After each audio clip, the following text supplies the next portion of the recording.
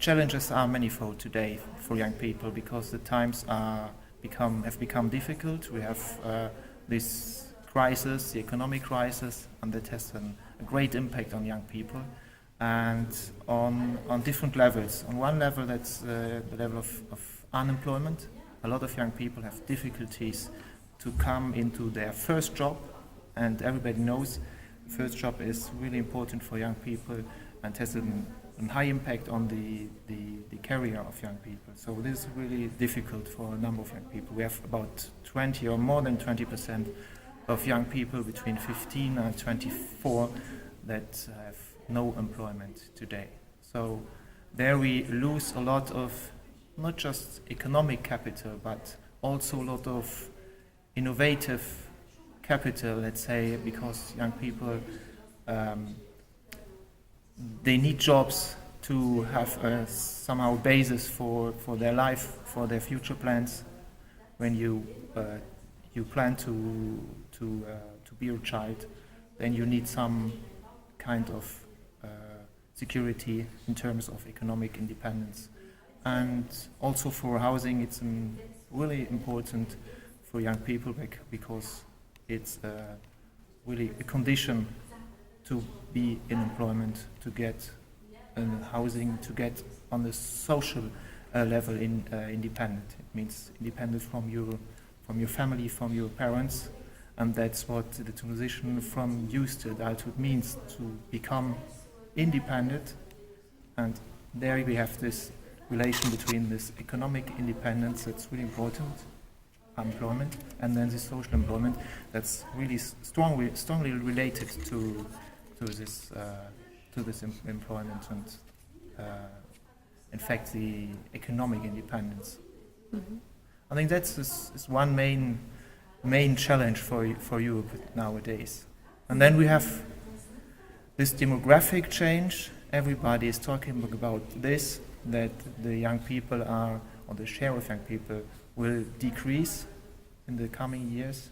How to resolve this? What are the consequences of this? We talk about migration to have somehow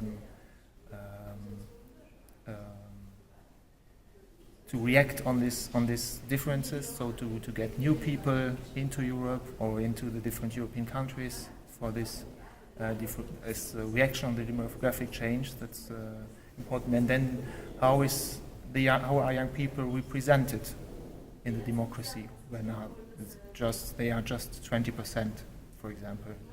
Then the problem of this democracy that is led by older people, where the young people and their interests and their issues are not heard compared to a situation where young people were 40%. So that's interesting, and I think it's important as well. And how do European politicians react? What are their plans to cope with this situation? I think this will become a really an important discussion in the next coming years. Mm-hmm. I think young people are not that different to older people, and Europe is for most of us far away. So Europe is reality in for most of you in our daily life. We have no borders, or in the most European countries, no borders that are closed. They are open. We are really in high mobility.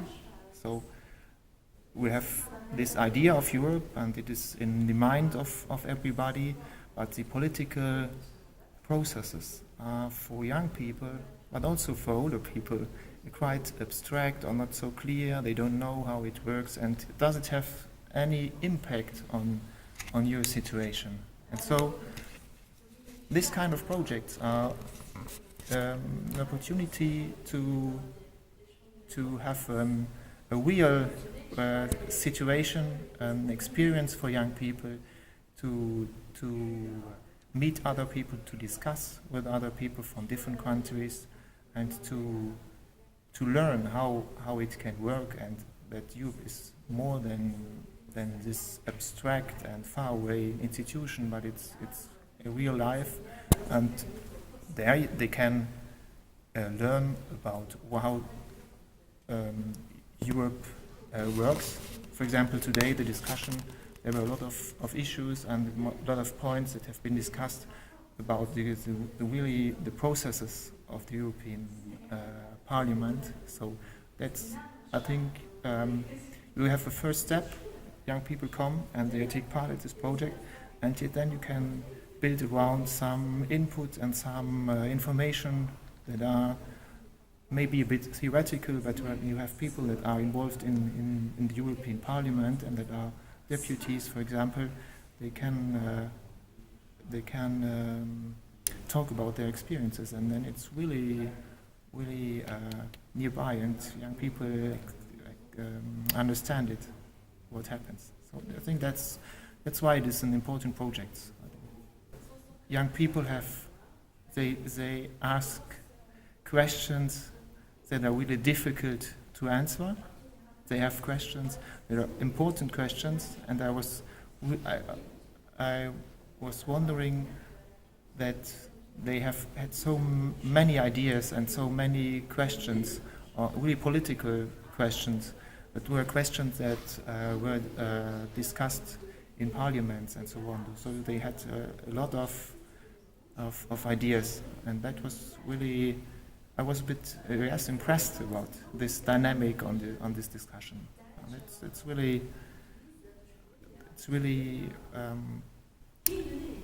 it gives me the hope that and it's somehow evidence that young people have a lot of ideas and they want to engage.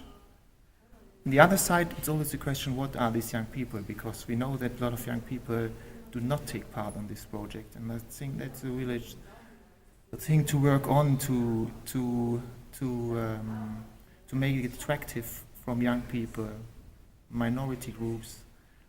We know they are the ones that have the lower educational attainment. They have problems in schools on this formal education, and we have, as a researcher or as politicians as well, practitioners, we have this idea to compensate these inequalities in the non-formal education.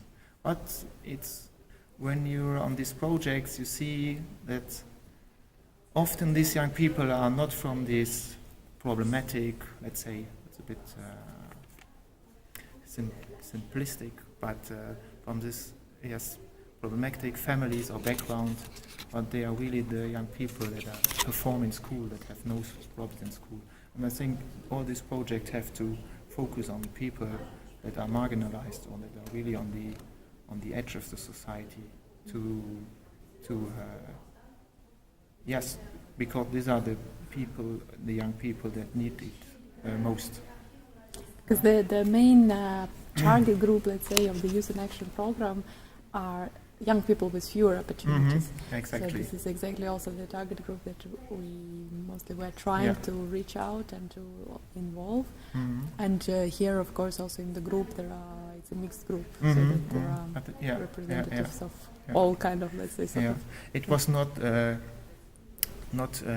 it's not my experience here, but in general, we did some research and to the evaluation on the Youth in Action program for several years in Luxembourg, and we had always the idea that these programs are all focused on this marginalized group. What's a really good idea and approach, but in reality, it's not so easy to get these young people.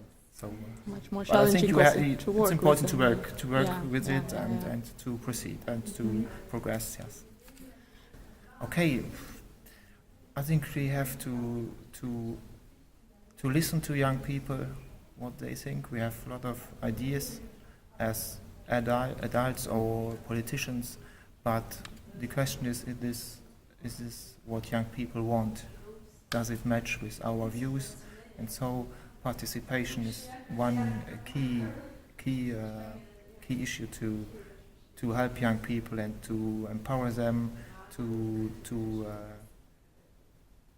express what they want and to give them the opportunities as politicians. So to invest in this because there are so many arguments not just for the processes themselves and to make them interest on politics, but there are so many other arguments to foster participation.